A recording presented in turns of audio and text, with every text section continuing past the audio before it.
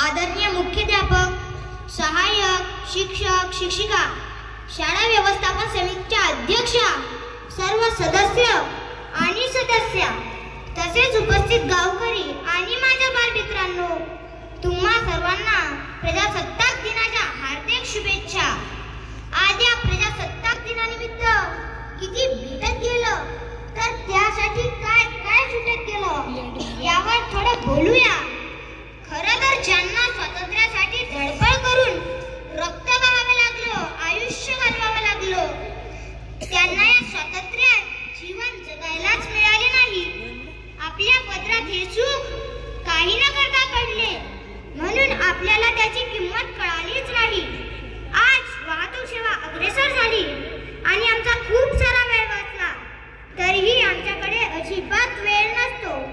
आज मोबाईल फोनमुळे आपण कुठेही केव्हाही कोणाचाही आवाज ऐकतो, जगभर आले नसतो, परंतु आमच्या घरातील आमचा संवाद केव्हा संपला आम्हाला कळालेच नाही। शाळेत येण्या अगोदर आणि शाळा सुटल्यावर मुलं सारखी मोबाईलवर असतात। शाळेची ग्राउंड कधी रिकामी झाली, निश्चित पडली आम्हाला कळालेच नाही। घराघरांमध्ये पिठाच्या चक्क्या आल्या,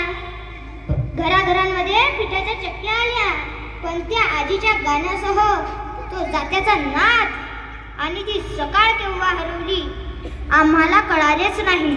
निरनिराळी यंत्रे निघाली आमच्या शेतीच्या कामासाठी, जशी सांजवेळी माळावर बगळ्यांची रांग, तशी शेताच्या वाटेला रंगीत साड्यांची रांग केव्हा हरवली आम्हाला कळालेच नाही। आपण सर्वजण धडपडतोय चांगलं जीवन जगण्यासाठी,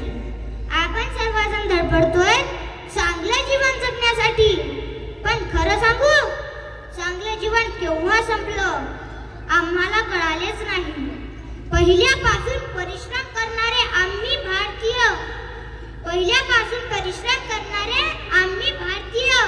100 वर्ष जगणारे आम्ही भारतीय, अवघ्या 70 वर्षांत केव्हा हरवलो आम्हाला कळालेच नाही।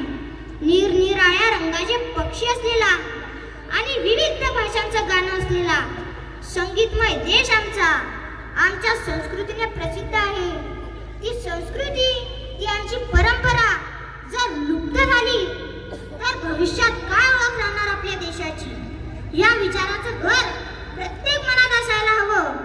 आपला देश जर विविधतेने नटलेला भविष्यात पाहायचा असेल तर आपल्या परिवारापासून सुरुवात करा।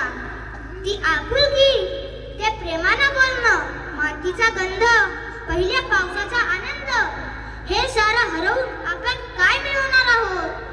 लक्षात ठेवा, आज या आधुनिक युगातही चकोर चंद्रासाठी भुकेला आहे, आजही चातक आभाळातील पावसाच्या थेंबासाठी तहानलेला आहे, आजही स्वाती नक्षत्रात जो पाऊस पडतो त्याच थेंबापासून मोती बनतो आहे।